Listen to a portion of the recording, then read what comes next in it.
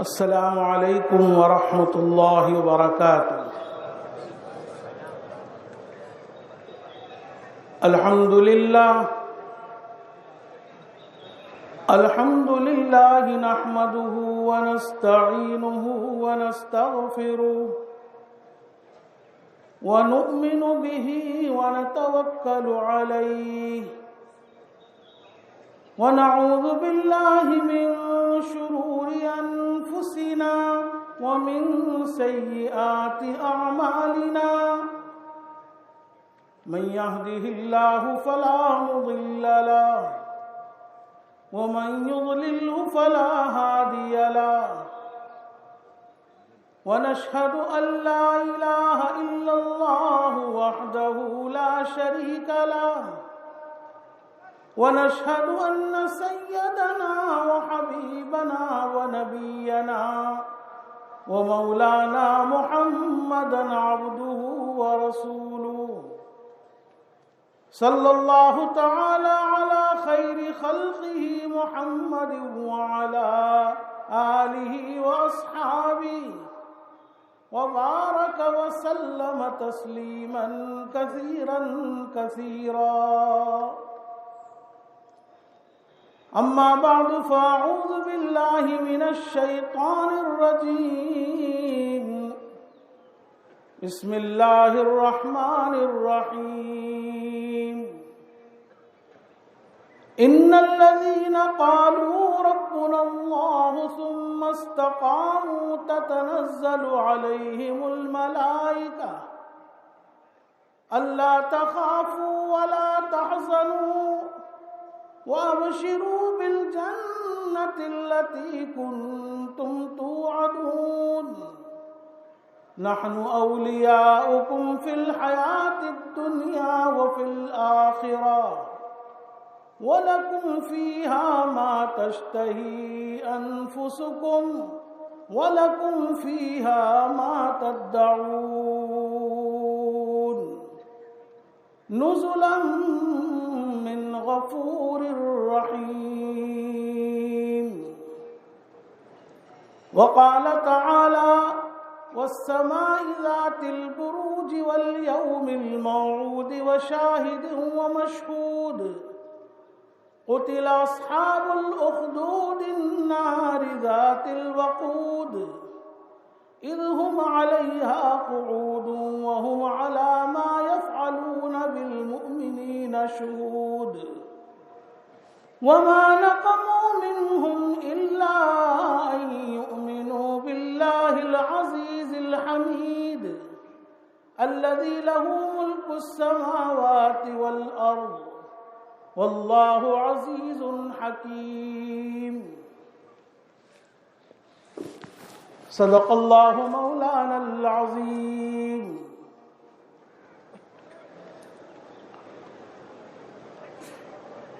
گرامی قدر قابل صد احترام برادران اسلام و بزرگان محترم، اللہ تبارک و تعالیٰ کا بڑا احسان اور کرم ہے کہ اس نے ہمیں اپنی زندگی میں پھر ایک بار اور مبارک مہینہ عافیت کے ساتھ سلامتی کے ساتھ گزار کر اہل اسلام کے ایک بڑے اجتماع کے ساتھ عید کی نماز کی ادائیگی کا موقع اور سعادت عطا فرمائی۔ اس موقع پر ہم اللہ تبارک و تعالیٰ کا بے انتہا شکر ادا کرتے ہیں اور دعا کرتے ہیں کہ اللہ تعالیٰ آئندہ بھی ہماری نسلوں تک ہمارے اس دینی ملی اجتماع کو قائم اور دائم رکھے۔ بزرگان محترم، قرآن پاک کی ایک آیت میں نے تلاوت کی ہے جس کا ترجمہ ہے ان الذین قالوا ربنا اللہ بے شک جن لوگوں نے اپنی زبان سے یہ بات کہی کہ ہمارا رب اللہ ہے، دل سے اللہ اور اس کے رسول کو مانا اور زبان سے بھی اقرار اور اعتراف کیا کہ ہمارا رب اللہ ہے، ثم استقاموا، پھر جو عہد و پیمان انہوں نے کیا اپنے دل اور زبان سے کہ ہمارا رب اللہ ہے، زندگی بھر تک اس پر قائم رہے، اس ایمان پر قائم رہے، ان کے قدم کسی موقع پر ڈگمگائے نہیں، تو اللہ تبارک و تعالیٰ کی طرف سے 7 انعامات کا اس آیت میں وعدہ کیا گیا ہے۔ جو لوگ ایمان لانے کے بعد زندگی بھر موت تک اپنے ایمان پر قائم رہیں گے، اس آیت میں اللہ تبارک و تعالیٰ نے 7 انعامات کا وعدہ فرمایا ہے۔ پہلا انعام، تتنزل علیہم الملائکہ، ان ایمان پر ثابت قدم رہنے والوں پر فرشتے نازل ہوتے ہیں۔ اللہ اکبر۔ جب انسان کو اللہ تعالیٰ نے پیدا کرنے کا ارادہ کیا تھا، اس وقت فرشتوں نے کہا تھا اے اللہ تو ایسی مخلوق کو پیدا کرتا ہے جو دنیا میں فساد مچائے گی، لیکن جب انسان کو ایمان اور عمل کی وجہ سے اللہ نے بلند مقام عطا فرمایا، تو یہی فرشتے ہیں جو ان انسانوں کے احترام اور عظمت اور ان کی تسلی اور ان کی خوشخبری دینے کے لیے ان کے اوپر اترتے ہیں۔ پہلا انعام، ایمان پر ثابت قدم رہنے والوں کے پاس فرشتے اترتے ہیں۔ یہ اترنا ان کا زندگی میں بھی ہوتا ہے، موت کے وقت بھی ہوتا ہے، قبر میں بھی ہوتا ہے، اور قبر سے اٹھنے کے بعد بھی آخرت میں وہ مومنین کے ساتھ رہیں گے۔ پھر یہ فرشتے کیا کہتے ہیں؟ دوسرا انعام، اہل ایمان کو بشارت دیتے اللہ تخافو، کسی چیز کا خوف اور اندیشہ مت کرو۔ جب تم اپنے ایمان پر قائم ہو، کسی چیز کا خوف اور اندیشہ مت کرو۔ ولا تحزنوا، تیسرا انعام کہ کسی چیز کا غم بھی مت کرو۔ دنیا جاتے جاتے جو کچھ تم پراپرٹی، بال بچے، مال دولت چھوڑ کر جا رہے ہو، کوئی غم نہیں۔ وہاں جو نعمت اللہ نے رکھی ہے وہ اس دنیا کی نعمتوں سے لاکھوں درجے بہتر ہے۔ چوتھا انعام، وَأَبْشِرُوا بِالْجَنَّةِ الَّتِي كُنْتُمْ تُوعَدُونَ، اس جنت سے خوش ہو جاؤ جس کا دنیا میں تم سے وعدہ کیا جاتا تھا۔ اب تم جا رہے ہو جنت کی طرف، اللہ نے تمہارے لیے لکھ دیا ہے، خوش ہو جاؤ۔ وَأَبْشِرُوا بِالْجَنَّةِ الَّتِي كُنْتُمْ تُوعَدُونَ۔ پانچواں انعام، نحن اولیاؤکم فی الحیات الدنیا وفی الآخرہ، ہم دنیا میں بھی تمہارے ساتھ رہے اور آخرت میں بھی تمہارے ساتھ رہیں گے۔ وَلَكُمْ فِيهَا مَا تَشْتَهِي أَنفُسُكُمْ، چھٹا انعام کہ تمہارے لیے اس جنت میں وہ ساری نعمتیں ہیں جو تمہارا جی چاہے گا۔ جنتی جو چاہے گا وہ چیز اس کو مل جائے گی۔ دل میں ارادہ ہونا چاہیے فلاں میوہ مجھے کھانا ہے، فلاں فروٹ کھنا ہے، فلاں چیز کھانی ہے، وہ چیز اس کے سامنے حاضر ہو جائے گی۔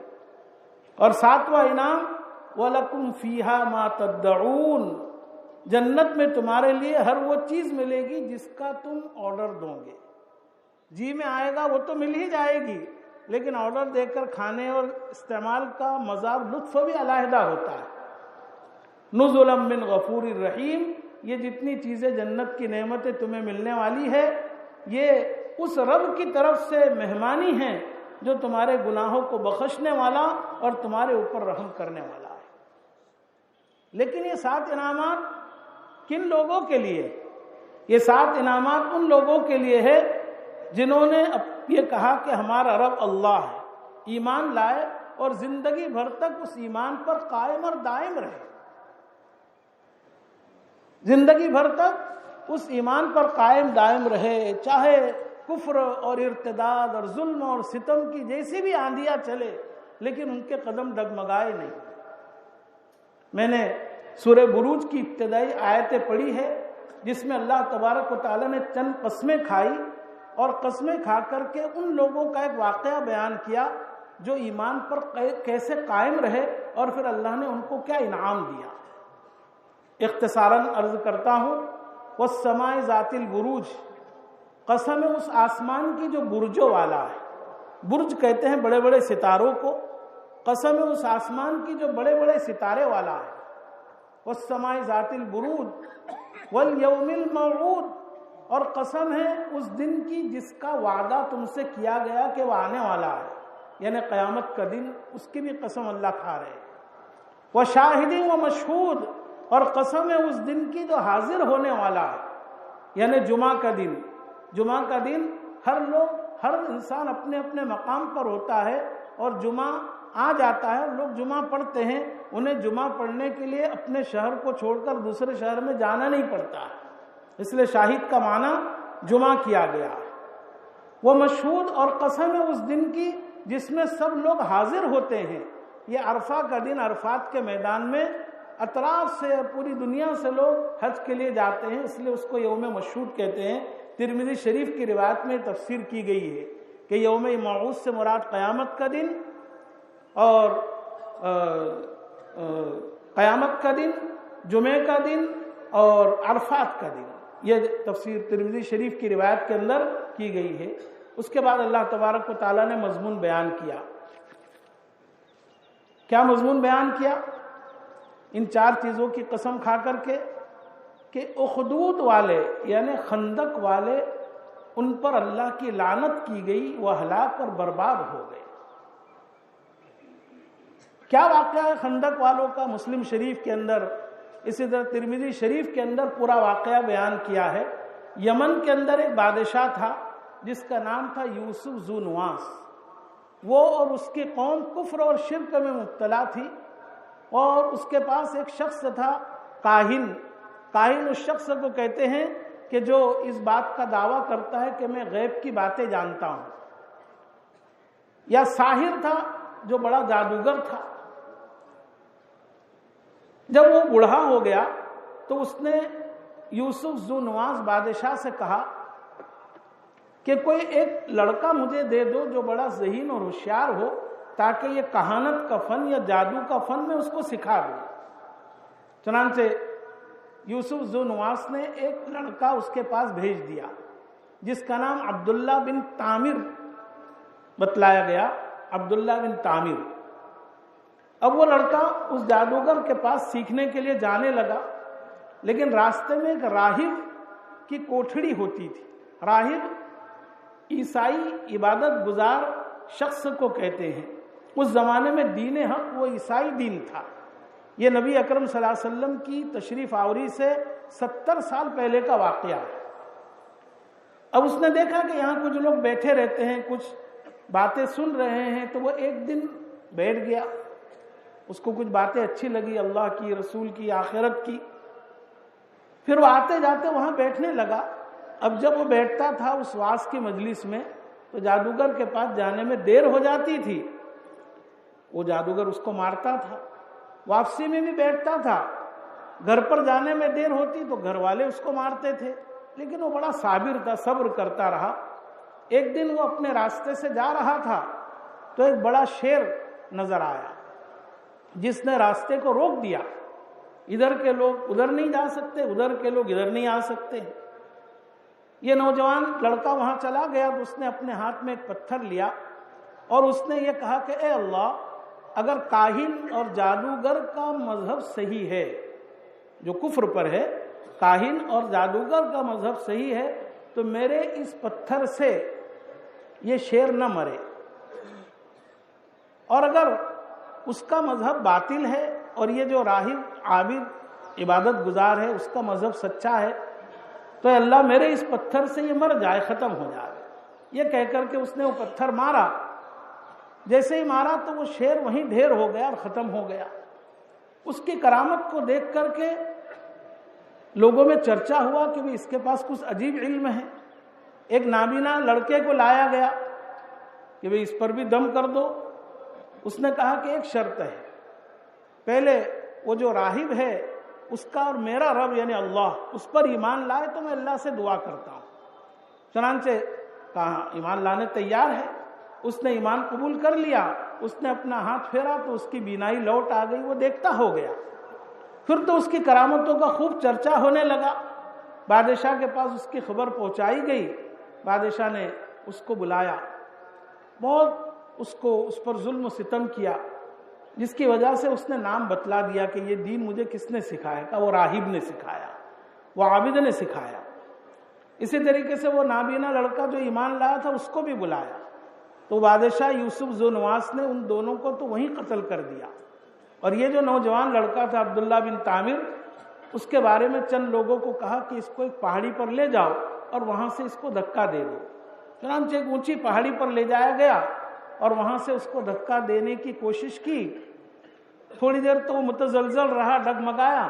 اللہ تبارک و تعالیٰ کی ایسی مدد آئی کہ وہ جتنے لوگ ساتھ گئے تھے, پہاڑ میں حرکت کچھ پیدا ہوئی, وہ سارے نیچے گر گئے اور یہ صحیح سلامت پھر واپس آ گیا. اب تو لوگوں میں اس کی کرامت کا اور چرچا ہونے لگا.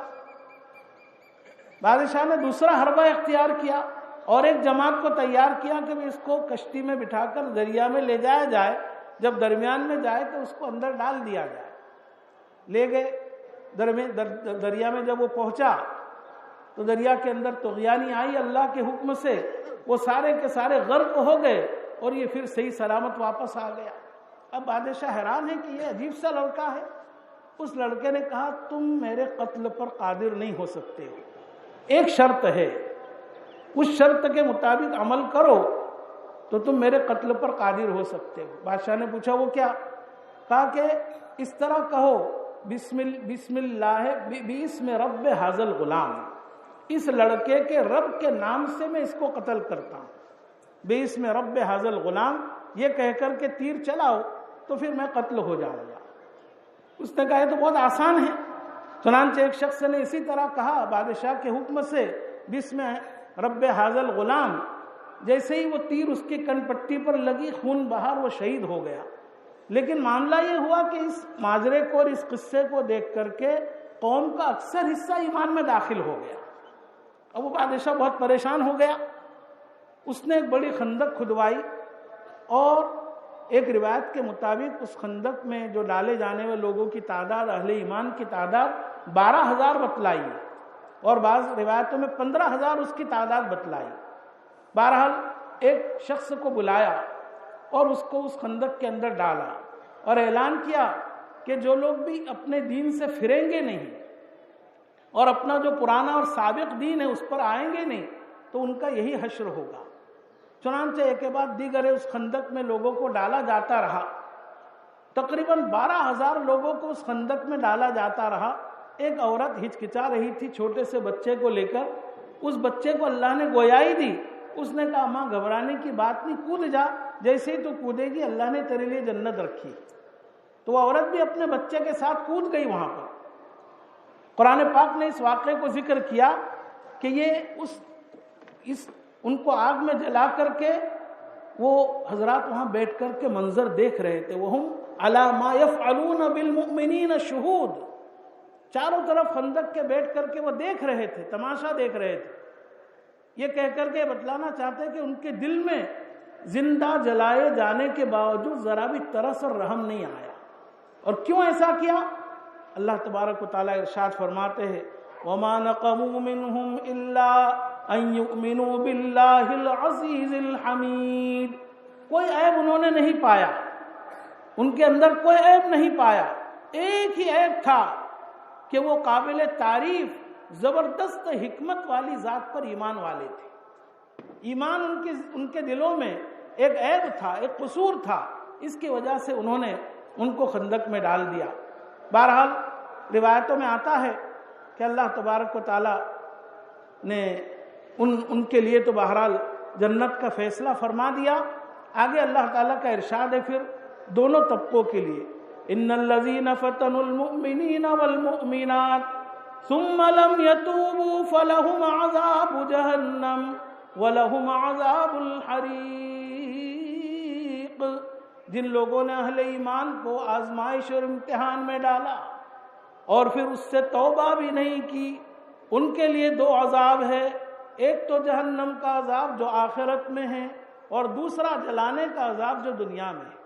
چنانچہ دنیا میں یہ عذاب آیا کہ وہ تماشا دیکھ رہے تھے، تھوڑی دیر میں وہ آگ باہر آنے لگی، اس کی لپٹیں اور اس کے شعلے بھڑکنے لگے، اور پھر وہ ان قوم کو جنہوں نے ظلم و ستم کیا تھا ایک ایک کر کے پکڑنے لگی اور جلانے لگی۔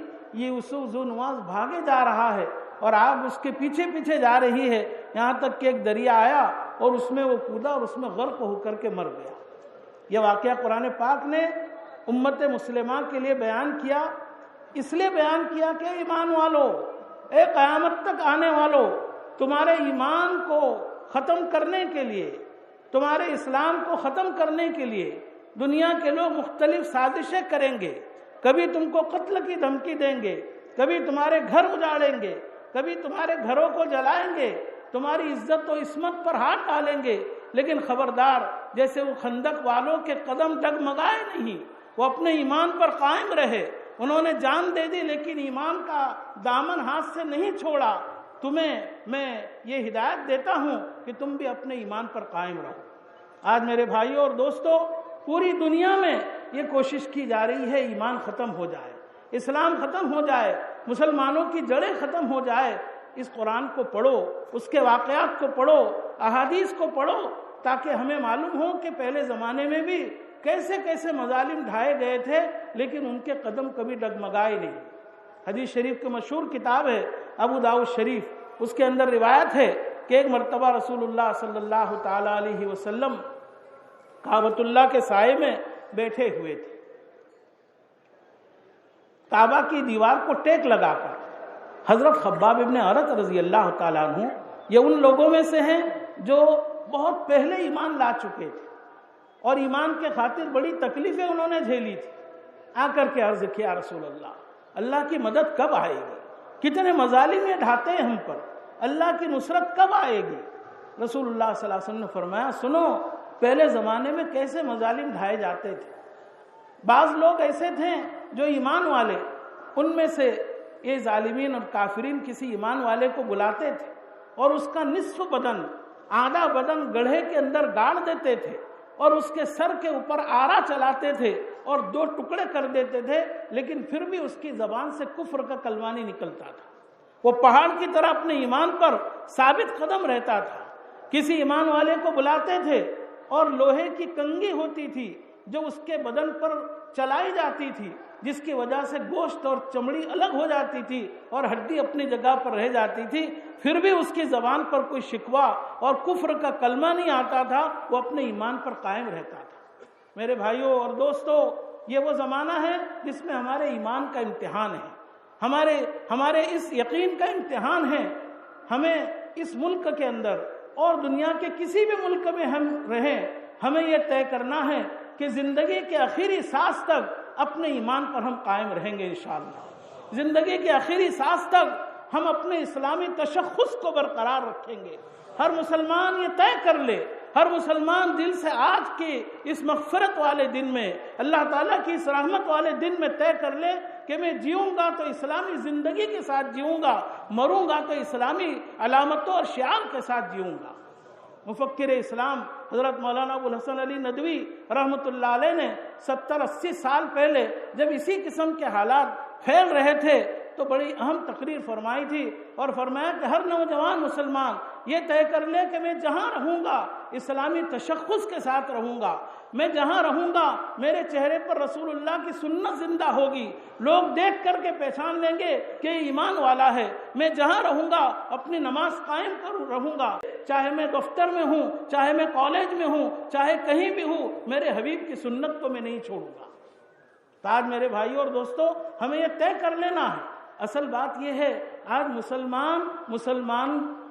مسلمان اسلامی زندگی گزارنے کا ارادہ ہی نہیں کرتا ہے۔ دیکھیے، رمضان سے پہلے ہمارے دلوں میں ایک بات آنے لگی تھی، رمضان آ رہا ہے الحمدللہ، رمضان آ رہا ہے الحمدللہ، رمضان آ رہا ہے الحمدللہ۔ کیا کریں گے رمضان میں؟ سخت گرمی کے موسم میں ہم دن بھر بھوکا پیاسا رہ کر روزہ رکھیں گے، رات میں ہم تراویح پڑھیں گے، تہجد میں قرآن پڑھیں گے۔ ایک ہم نے ارادہ کر لیا نا، جب ارادہ کر لیا تو بڑے سے لے کر چھوٹا، مرد سے لے کر عورت، بوڑھے سے لے کر جوان، ہر ایک نے صبح نیت کر لی اور سخت گرمی کے موسم میں روزہ رکھا۔ رات میں نیند کا تقاضا ہے پھر بھی تراویح پڑھی، نیند کا تقاضا ہے پھر بھی تہجد پڑھی، کیونکہ ہم نے پختہ ارادہ کر لیا۔ جب کسی کام کا پختہ ارادہ انسان کر لیتا ہے، اللہ کی طرف سے توفیق اترتی ہے اور بڑا سے بڑا کام انسان کے لیے آسان ہو جاتا ہے۔ آج ہم طے کر لے کہ زندگی کے ہر شعبے میں ہم اسلامی طریقے کو جاری اور ساری کریں گے، ہم مسجدوں میں نمازوں کا اہتمام کریں گے، کوئی صف مسجد میں نماز سے خالی نہیں رہے گی۔ کل سے فجر کی نماز میں وہی ماحول ہونا چاہیے جو رمضان میں ہوتا تھا، عشاء کی نماز میں وہی ماحول ہونا چاہیے جو رمضان میں ہوتا تھا۔ ایسا نہیں کہ رمضان گیا تو فجر کی نمازیں بھی ہماری گول ہو گئی۔ ہم ارادہ کر لیں اگر کہ آج ہم اسلامی طریقے پر زندگی گزاریں گے، دنیا کی کوئی طاقت انشاءاللہ اسلام کے طریقوں سے ہمیں ہٹا نہیں سکتی۔ ہم اپنے دامن میں ذرا جھانک کر کے غور کریں۔ حقیقت یہ ہے گریبان میں جھانک کر کے ہم غور کریں گے، ہماری اپنی کمزوریاں ہے، ہماری بدعملیاں ہے۔ آج ہم نے مسجدوں کو ویران کرنا شروع کر دیا، مسجدوں میں نماز کے لیے آتے نہیں ہیں۔ مسجدیں ہماری پکار پکار کہہ رہی ہے مجھے آباد کرو تو اللہ تمہارے گھروں کو آباد کرے گا، لیکن ہمارے کان بہرے ہو چکے ہیں، جس کا بدلہ اللہ تعالیٰ ہمیں دے رہا ہے کہ تم میرے گھروں کو ویران کرو گے، میں تمہارے گھروں کو ویران کروں گا۔ کتنی مسجدیں ہیں الحمدللہ، یہاں تو ہم اچھا ماحول دیکھتے ہیں، بہت سارے صوبوں اور علاقوں میں جانا ہوتا ہے، مسجدیں ویران پڑی ہیں، کوئی امام نہیں ہے، کوئی اذان دینے والا نہیں ہے، ہزاروں کی بستیاں ہیں مسلمانوں کی، لیکن کوئی وہاں نماز پڑھنے کے لیے تیار نہیں۔ جب اللہ کا گھر تم ویران کرو گے تو پھر اللہ کی طرف سے بدلہ آئے گا، اللہ کی طرف سے سزا آئے گی، اللہ کی طرف سے پکڑ آئے گی۔ اس لیے میرے بھائیوں، اس احساس کے ساتھ ہمیں جانا ہے، ہم اپنے حبیب پاک صلی اللہ علیہ وسلم کی ایک ایک سنت کو زندگی میں زندہ کریں گے، ہم ایک ایک فرض کو ادا کریں گے، ہم اپنی مسجدوں کو آباد کریں گے، ہمارے مدارس اور مکاتب میں ہم اپنے بچوں کو دینی تعلیم دلوائیں گے، اور ہر بندے کے ذمہ ضروری ہے کہ وہ دین کا علم حاصل کرے، اس کے لیے ہم قربانی دیں گے۔ اللہ تبارک و تعالیٰ نے اسی استقامت پر یہ 7 انعامات دیے ہیں، یاد رہے، جو اللہ تبارک و تعالیٰ کی طرف سے ہمیں ملنے والے ہیں۔ ایک تو استقامت ہے ایمان پر، یہ ہمیں طے کرنا ہے چاہے کچھ بھی ہو جائے ہم اپنے ایمان کو انشاءاللہ کبھی نہیں چھوڑیں گے۔ دوسری بات، اللہ کے فضل و کرم سے اس مبارک مہینے میں اللہ تعالیٰ نے ایک بہت بڑی دولت ہمیں عطا فرمائی۔ وہ دولت کیا ہے؟ رمضان میں بارہا ہم سنتے رہے، یا ایھا الذین آمنوا کتب علیکم الصیام کما کتب علی الذین من قبلکم لعلکم تتقون۔ اے ایمان والو، روزے تم پر فرض کیے گئے، کیوں؟ اس لیے کہ تمہاری زندگی کے اندر تقوی آ جائے۔ میرے بھائیوں اور دوستو، ہر وہ مسلمان جس نے روزہ رکھا ہے اس کے دل میں تقوی آ ہی گیا۔ تقوی نام ہے کس کا؟ اللہ کے دھیان کا، اللہ کے یقین کا۔ دیکھیے، ایک روزے دار بند کمرے کے اندر ہے، روزہ رکھ لیا ہے، کوئی اس کو دیکھنے والا نہیں، کوئی اس کو روکنے والا نہیں، بھوک کا تقاضا ہے، پیاس کا تقاضا ہے، لیکن وہ ایک گھونٹ بھی اپنے حلق سے نیچے نہیں اتارتا ہے، ایک لقمہ بھی اپنے حلق سے نیچے نہیں اتارتا ہے۔ کون سی طاقت اس کو کھانے پینے سے روک رہی ہے؟ وہ یہی کہ اللہ مجھے دیکھ رہا ہے، کوئی دیکھے یا نہ دیکھے، میرا اللہ مجھے دیکھ رہا ہے۔ جب اللہ نے اتنی بڑی دولت ہمیں دی، اللہ کا دھیان، اللہ کا یقین، تو اس نعمت کی قدردانی یہ ہے کہ اب 11 مہینے تک اللہ کے اس دھیان کو ہم باقی رکھیں گے۔ اب اگر ہم اپنے گھر کے اندر ہے تو وہی دھیان، کوئی بیوی پر ظلم کر رہا ہے، فوراً دھیان جانا چاہیے کہ روزے میں تو اللہ میاں دیکھ رہا تھا، ابھی بیوی کو مار رہا ہوں، پیٹ رہا ہوں، ظلم کر رہا ہوں، تو بھی تو اللہ دیکھ رہا ہے یا نہیں؟ تو وہ رک جائے گا انشاءاللہ۔ بازار میں جھوٹ بولنے کا موقع آ رہا ہے، دھوکہ دینے کا موقع ہے، خیانت کا موقع ہے، فوراً دھیان ہونا چاہیے روزے میں جو اللہ مجھے دیکھ رہا تھا وہ چوری کرتے وقت، خیانت کرتے وقت، دھوکہ دیتے وقت بھی دیکھ رہا ہے۔ جب انسان کی نظریں غلط جگہ پر دوڑ رہی ہے، فوراً اس کو خیال ہونا چاہیے کہ روزے میں اللہ مجھے دیکھ رہا تھا، اور اس کے دیکھنے کی وجہ سے میں نے جائز چیزوں کو چھوڑ دیا تھا۔ یہ کھانا پینا تو جائز ہے میرے بھائی، کوئی حرام نہیں ہمیشہ کے لیے۔ اس لیے دیکھو، افطار ہوتا ہے تو کیسے کھانے پر ہم ٹوٹ پڑتے کہ دعا بھی بھول جاتے ہیں، کیونکہ حلال ہو گیا اب کھانا۔ دن میں فقط حرام تھا۔ کیا وجہ ہے؟ کہ اللہ کے ڈر سے، اللہ کے خوف سے ہم حلال چیزوں کو دن میں چھوڑ رہے ہیں۔ اور جس اللہ نے ہمیشہ کے لیے جن چیزوں کو حرام قرار دیا، جھوٹ بولنا حرام، غیبت حرام، مسلمان کی آبرو ریزی حرام، سود کھانا حرام، ناحق کسی کا مال کھانا حرام، کسی پر تہمت لگانا حرام، ماں باپ کی نافرمانی حرام، پڑوسی کو ستانا حرام، کسی پر جادو کرنا حرام، یہ سب حرام کام ہیں۔ تو اللہ کے ڈر سے جب حلال چیزوں کو چھوڑا تو اللہ کے ڈر سے ان حرام چیزوں کو بھی ہمیشہ کے لیے چھوڑنا ہے ہمیں۔ اسی کا نام تقویٰ ہے۔ یہ تقویٰ کی جو دولت اللہ نے پورے مہینے ہمیں دی ہے، اس دولت کو ہمیں 11 مہینے تک رات اور دن میں باقی رکھنا ہے۔ جب کبھی کسی گناہ کا اور اللہ کی نافرمانی کا اور اللہ کے رسول کے حکم کو توڑنے کا موقع ہمیں مل جائے، کوئی روکنے والا نہیں ہمیں اس نافرمانی کرنے سے۔ روکے گا تو کون روکے گا؟ اللہ کا دھیان روکے گا، اللہ کا ڈر روکے گا، اللہ کا یقین روکے گا۔ اس لیے اس نعمت کی قدردانی یہی ہے کہ ہم اس تقوی کو باقی رکھیں زندگی بھر، اور یہ سمجھے کہ تقوی فقط کسی بزرگ کا کام نہیں ہے۔ لوگ کیا سمجھتے ہیں کہ تقوی پرہیزگاری ہے تو اللہ والوں کا کام ہے، بزرگوں کا کام ہے۔ یہ بڑی غلط فہمی ہے۔ ارے جس اللہ نے نماز کا حکم دیا قرآن پاک میں، اس حکم کی وجہ سے مومن کیا سمجھتا ہے؟ نماز میرے اوپر فرض ہے کیونکہ اللہ نے حکم دیا۔ پوچھا جائے بھی زکوٰۃ کیوں دیتے ہو؟ سال بھر میں 1 کروڑ روپیہ کمایا تم نے، 2.5 لاکھ بس لوگوں کو تقسیم کر رہے ہو، کتنی بے وقوفی کی بات ہے۔ وہ ایمان والا کہے گا ارے بھائی یہ اللہ کا حکم ہے، اس کے حکم کی وجہ سے دینا فرض ہے ہمیں۔ تو اللہ کے حکم کی وجہ سے زکوٰۃ کو ہم فرض سمجھ رہے ہیں، نماز کو فرض سمجھ رہے ہیں، تو اسی تقوی کا اللہ نے قرآن پاک میں بھی حکم دیا ہے۔ اس لیے اس تقوی کو زندگی بھر میں ہمیں اپنانا ہے۔ ہر موقع پر ہر چھوٹے اور بڑے گناہ سے بچنے کا عہد کر لے۔ اللہ تعالیٰ کا ارشاد ہے ان اللہ مع الذین اتقوا، ان اللہ مع الذین اتقوا، اللہ کی نصرت اور مدد ان لوگوں کے ساتھ ہے جو اللہ سے ڈرتے ہیں۔ آج مسلمانوں کا طبقہ ایمان کے ساتھ تقوی اختیار کر لے، اللہ کی نصرت آج بھی تیار ہے، جیسے غزوہ بدر میں اللہ کی نصرت آئی تھی۔ لیکن ہم کتنے گناہوں میں مبتلا ہے، نافرمانیوں میں مبتلا ہے، اس لیے اللہ کی نصرت اور مدد ہمارے ساتھ نہیں ہے میرے بھائیو۔ بہرحال آج کی اس اجتماع میں ہم یہ طے کریں کہ انشاءاللہ ایمان اور دین پر قائم رہیں گے، تقوی پر قائم رہیں گے، اخلاق نبویہ کو اختیار کریں گے، حضور کی سنتوں پر زندگی گزاریں گے انشاءاللہ تعالی۔ اس کے بعد 2-4 باتیں شکریہ کی عرض کی جاتی ہے اور پھر نماز کا طریقہ انشاءاللہ بتلا دیا جائے گا۔ پیچھے جو حضرات ہیں وہ صفوں کے اندر بیٹھتے رہیں۔ اس موقع پر ہمارا پورا تعاون اور ہیلپ کرنے والا پولیس اسٹیشن کا عملہ، خصوصاً راندیر پولیس اسٹیشن اور ٹریفک پولیس کا ہم شکریہ ادا کرتے ہیں کہ انہوں نے اس موقع پر ہمارا پورا ہیلپ کیا ہے۔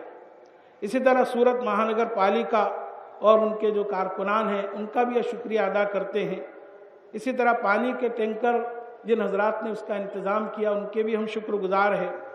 بجلی کے فوکس کے لیے SMC کا ہم شکریہ ادا کرتے ہیں۔ جناب محمد حسین بھائی ٹپالی والے جو سال ہر سال سے بلا کسی معاوضے کے یہاں عیدگاہ کے اندر شامیانے کا انتظام کرتے ہیں، اللہ ان کو بھی جزا خیر عطا فرمائے۔ جناب یعقوب بھائی ملک صاحب جن کی برادری 70 سال سے تقریباً مائک لاؤڈ اسپیکر کا للہ فی اللہ انتظام کرتے ہیں، اللہ تعالیٰ ان کو بھی خوب بہترین بدلہ عطا فرمائے۔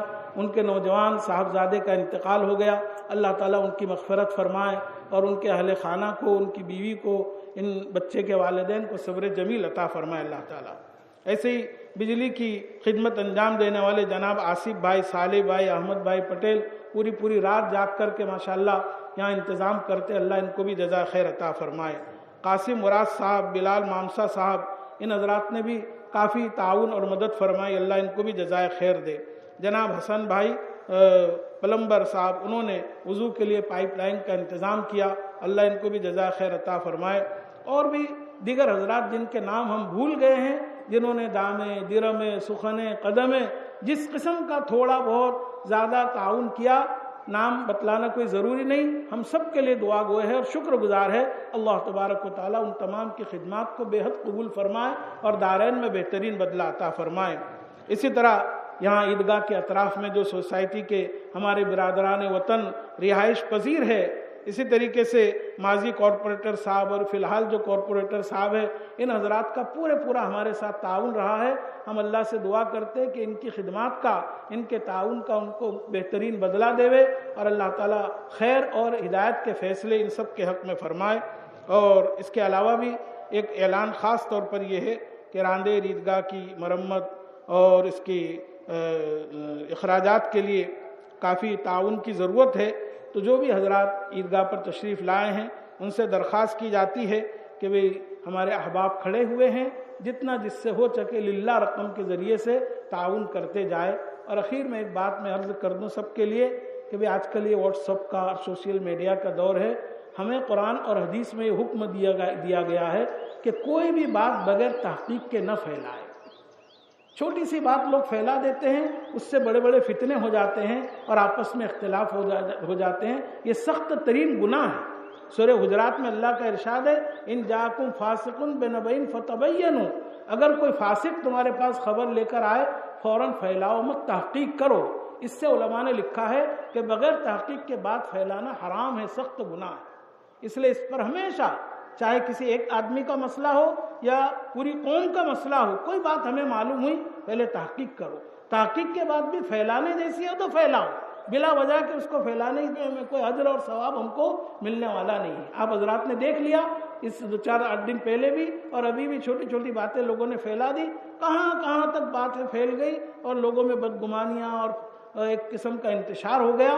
الحمدللہ اس کو دور کیا گیا بڑی حکمت سے۔ اس لیے آئندہ بھی ہمیشہ اس بات کا خیال رکھے کہ اپنی جانب سے بلا تحقیق کے کوئی بات ایسی پھیلانے کی کوشش نہ کرے۔ اللہ تعالی ہم سب کو ہدایت نصیب فرمائے۔ یہ عید الفطر کی نماز ہے جو واجب ہوتی ہے، اس لیے نیت اس طرح کرے 2 رکعت عید الفطر کی واجب نماز ادا کرتا ہوں، 2 رکعت عید الفطر کی واجب نماز ادا کرتا ہوں اس امام کے پیچھے۔ یہ نیت کر کے پھر تکبیر کہے، زبان سے اس الفاظ کا بولنا ضروری ہے، اور کہے اللہ اکبر۔ تکبیر کے بعد ثنا پڑھے، سبحانک اللہم و بحمدک و تبارک اسمک، یہ پوری۔ اس کے بعد پھر 3 تکبیر امام کہیں گے۔ پہلی تکبیر کہے اللہ اکبر تو ہاتھ چھوڑ دے، دوسری تکبیر کہے اللہ اکبر، خود بھی یہ تکبیر کہنا ہے ہم کو، اور پھر ہاتھ چھوڑ دے۔ پھر تیسری تکبیر جب امام کہے تو خود بھی کہے اللہ اکبر اور ہاتھ باندھ لے۔ تیسری تکبیر میں ہاتھ باندھنا ہے، پہلی 2 میں ہاتھ چھوڑنا ہے۔ اس کے بعد سورہ فاتحہ اور قرات پڑھی جائے گی، امام صاحب رکوع کریں گے۔ اب دوسری رکعت شروع ہوگی تو دوسری رکعت میں پہلے سورہ فاتحہ ہوگی، پھر قرات ہوگی۔ اس کے بعد پھر 3 تکبیر اور ہوگی۔ پہلی تکبیر میں اللہ اکبر کہہ کر ہاتھ اٹھائے چھوڑ دے، دوسری تکبیر میں ہاتھ اٹھا کر چھوڑ دے، تیسری تکبیر میں بھی اللہ اکبر کہتے ہوئے ہاتھ اٹھا کر چھوڑ دے، اب ہاتھ نہیں باندھنا ہے۔ چوتھی تکبیر میں پھر اللہ اکبر کہتے ہوئے رکوع میں جانا ہے۔ یاد رہے کہ اور نمازوں میں رکوع میں جانے کی تکبیر واجب نہیں ہے، لیکن عید کے نماز میں رکوع میں جانے کے وقت کی یہ تکبیر واجب ہے، یعنی زبان سے اس کا تلفظ ضروری ہے۔ جیسے یہ 6 تکبیر زبان سے بولنا ضروری ہے، تکبیر ہاتھ اٹھانے کا نام نہیں ہے، تکبیر زبان سے بولنے کا نام ہے۔ اس لیے ایسی غلطی نہ کرے کہ چپ چاپ رہے اور ہاتھ اٹھا کر اوپر نیچے کرتے رہے، اس سے نماز نہیں ہوگی۔ زبان سے تکبیر کہنا ضروری ہے۔ اب نماز شروع ہو رہی ہے، تمام حضرات اپنی صفیں درست فرما لیں۔